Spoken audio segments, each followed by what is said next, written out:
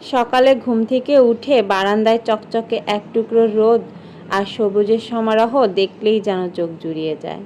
আসসালামু আলাইকুম সবাইকে, ওয়েলকাম করছি রুমকিস ডায়েরি পেজ থেকে। আমি রুমকি।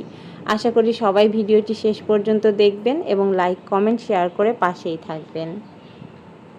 আজকের ভিডিওটি শুরু করছি সকাল থেকে। সকালে ঘুম থেকে উঠেই আমার বারান্দার এই সুন্দরীদের সাথে একটু দেখা সাক্ষাৎ করতে হয়। তো সকালে কিছুটা সময় তাদেরকে আর কি দেই, তারপরে সকালের নাস্তা শুরু করে দেই। আমরা নাস্তা করা শেষ করেই আমরা মা ছেলে স্কুলের জন্য রেডি হয়ে যাই প্রতিদিনের মতো।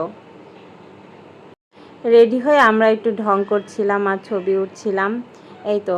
তারপরে আমরা স্কুলের উদ্দেশ্যে রওনা দেই। স্কুলটা আমার বাসা থেকে খুব কাছেই, হেঁটেই আমরা ক্যান্টনমেন্টের গেট পর্যন্ত যেতে পারি। তারপর আমরা স্কুল বাস অথবা ভ্যান বা টমটমে করে স্কুল পর্যন্ত যাই। তো রুশান টমটমে যেতেই বেশি পছন্দ করে, তাই আমরা টমটমের জন্য অপেক্ষা করছিলাম। যদিও আমি রুশানকে বলছিলাম আজকে বাসে করে চলো, কারণ এত রোদে আমার অপেক্ষা করতে ইচ্ছে করছিল না। আর টমটমের সিট সব সময় পাওয়া যায় না, কারণ বেশিরভাগ বাচ্চারাই টমটমে যেতে চায় বেশি।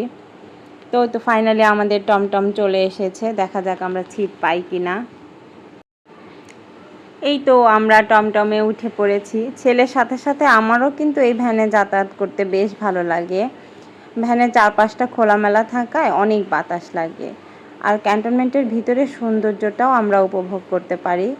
স্কুল টাইম ছাড়া আসলে আমরা ক্যান্টনমেন্টের ভিতরে ঢুকতে পারি না, রেস্ট্রিক্টেড এরিয়া। তো এভাবে আমরা প্রতিদিন মা ছেলে মজা করতে করতে স্কুলে আমরা যাচ্ছিলাম, আর বাবু বিভিন্ন জিনিস আমাকে হাত দিয়ে দিয়ে দেখাচ্ছিল যে মাম্মি দেখো এটা কত সুন্দর। এরকমটা আসলে প্রতিদিনই আমাদের হয়, প্রতিদিনই এক জিনিস দেখি, তারপরও দেখতে খারাপ লাগে না, ভালো লাগে আমাদের। তারপর বাবুকে স্কুলের ভিতরে ঢুকিয়ে দিয়ে আমার বান্ধবীদের সাথে আড্ডায় বসে পড়লাম। রুশানের স্কুল টাইম 2 ঘন্টা। এখানে এভাবে বসে থাকলে এই 2 ঘন্টা আমার কাছে 2 দিন সমান মনে হয়। বান্ধবীদের সাথে এত এত কথা বলি আর আড্ডা দেই, আমাদের সবার কথা শেষ হয়ে যায়, কিন্তু এই 2 ঘন্টা যেন শেষ হয় না। এত বেশি গরম পড়েছে কয়দিন হলো, কি আর বলবো। এর মধ্যে আমার বাসায় আজ 4 দিন হলো পানি নেই, তাই আজকে স্কুল থেকে আমার এক বান্ধবীর বাসায় চলে গিয়েছিলাম গোসল করব বলে। আমি ভেবেছিলাম তাড়াতাড়ি গোসল করেই বাসায় চলে আসব, কিন্তু বান্ধবী কোনোভাবেই আসতে দিচ্ছিল না। আর সে তো বিশাল আয়োজন করে ফেলেছে, এত তাড়াতাড়ি কিভাবে সে এত কিছু অ্যারেঞ্জ করলো, আমি সত্যি অবাক হয়ে গিয়েছি। যদিও আমার খুব আনইজি লাগছিল এত আদর আপ্যায়নে। বান্ধবীকে অনেক অনেক ধন্যবাদ। আজকের দিনটা সত্যি অনেক ভালো কেটেছে। আজকে ভিডিওটা এই পর্যন্তই। সবাইকে অনেক অনেক ধন্যবাদ। পাশে থাকবেন। টাটা।